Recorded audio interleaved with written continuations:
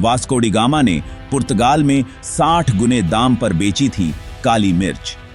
Europe में गरम मसालों की मांग निरंतर रहती थी, क्योंकि शीतकाल में चारे के अभाव में बड़ी संख्या में पशुओं को मारकर उनके मांस को नमक लगाकर सुरक्षित कर लिया जाता था, जिसे स्वादिष्ट बनाने के लिए मसालों की आवश्यकता पड़ती थी। यदि हम गरम मसालों की बात करें तो लौंग, इलायची, दालचीनी, जायफल आदि दक्षिण पूर्व एशिया के कई देशों में प्रचुर मात्रा में उपलब्ध थे, लेकिन काली मिर्च तो भारत के सिवाय अन्यत्र कहीं नहीं मिलती थी। आपका टाइम बिल्कुल खराब ना करते हुए आगे बढ़ते हैं, तो आप भी आगे बढ़ने से पहले एक छोटा सा लाइक और सब्सक्राइब बटन दबा दीजिए। काली मिर्च की महत्ता का अंदाजा आप इसी बात से लगा सकते हैं कि दुनिया के कई हिस्सों में इसका इस्तेमाल मुद्रा और किराए के रूप में होने लगा था। यूरोप में मसालों का व्यापार विशेष रूप से लाभप्रद था, किंतु 1453 ईस्वी के बाद तुर्कों ने एशिया माइनर के जरिए व्यापार पर रोक लगा दी थी। अतः मसालों के लिए अन्य मार्ग खोजना आवश्यक हो गया था।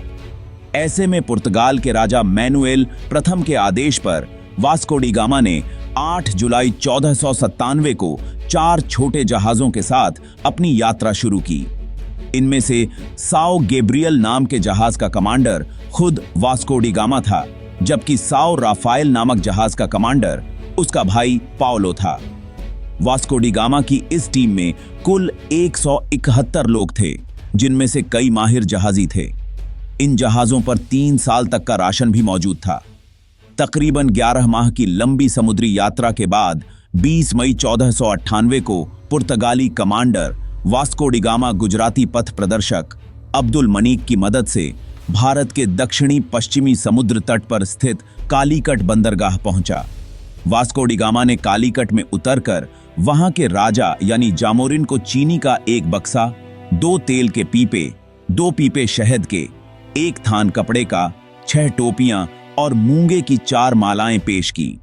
ये सब देखकर राजा जामोरिन के दरबारियों की हंसी छूट गई थी। उन्होंने कहा कि हमें लगा कि तुम लोग राजा को सोने चांदी भेंट करोगे।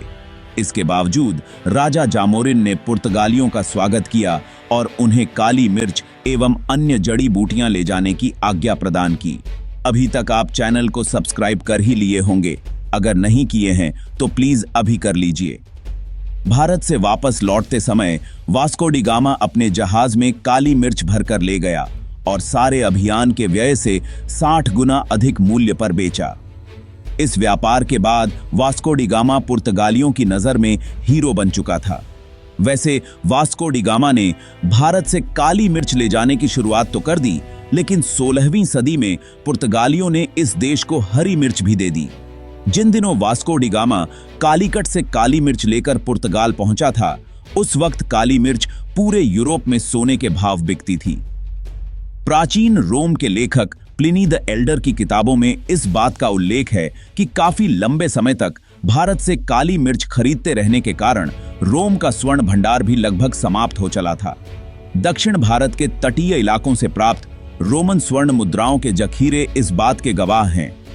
पूर्वी मध्यकाल में काली मिर्च के महंगे दामों के कारण ही इसे काला सोना भी कहा जाता था। काली मिर्च के बढ़ते डिमांड और कीमत में बढ़ोतरी के कारण दुनिया के कई हिस्सों में इसका इस्तेमाल मुद्रा और किराए के रूप में होने लगा था।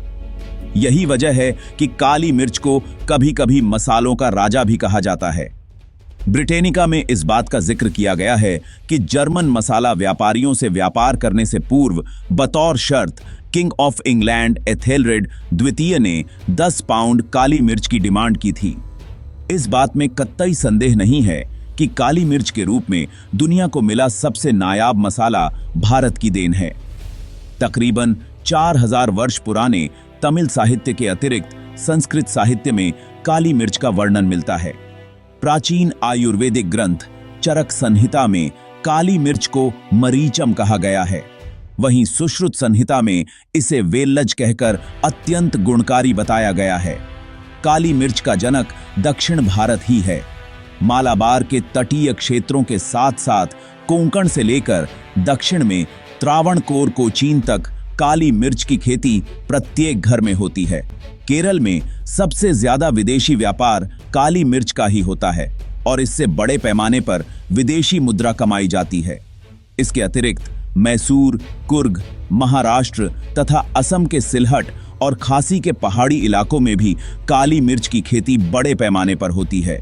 वैसे तो वर्तमान में काली मिर्च की खेती Thailand, Vietnam, Indonesia, Borneo, Indochine, Malay, Sri Lanka जैसे देशों में भी होने लगी है, लेकिन आज की तारीख में भी भारत की काली मिर्च अतुलनीय है। इसीलिए यह काफी ऊंचे दामों में बिकती है। केवल भारत ही काली मिर्च का सबसे बड़ा और एकमात्र उत्पादक देश था। यूरोपीय देशों में जाड़े के दिनों में मांस को काफी लंबे समय तक सुरक्षित रखने तथा जायकेदार बनाने के लिए काली मिर्च का इस्तेमाल किया जाता था। पुर्तगाली, यहूदी, चीनी, फ्रेंच और अंग्रेज सभी काली मिर्च के दीवाने थे, क्योंकि यूरोप में इसकी खपत बड़े पैमाने पर थी। यूरोप में शाही परिवार के अलावा केवल रईस लोग ही काली मिर्च का इस्तेमाल करते थे।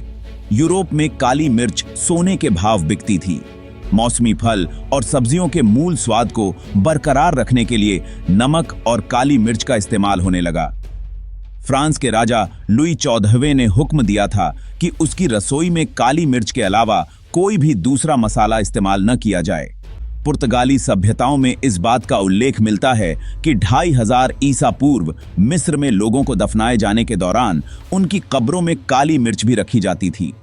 काली मिर्च एक औषधि मसाला है जो भूख बढ़ाती है, भोजन को पचाती है, लीवर को मजबूत बनाती है, साथ ही पेट दर्द एवं पेट के कीड़ों से निजात दिलाती है।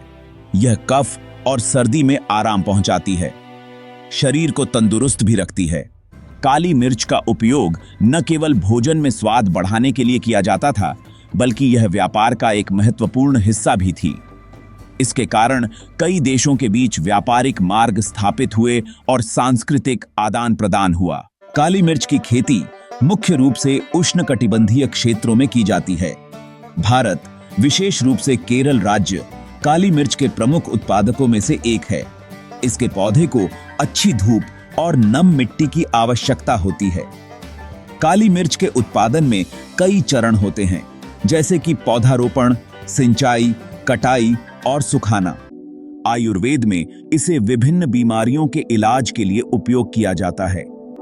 काली मिर्च में पाए जाने वाले पिपेरिन नामक तत्व के कारण इसे एक प्राकृतिक औषधि माना जाता है। अगर ये वीडियो आपको अच्छी लगी है तो चैनल को लाइक, सब्सक्राइब और शेयर जरूर कर दीजिए। आपका एक सब्सक्राइब हमारे लिए बहुत मायने रखता है। धन्यवाद।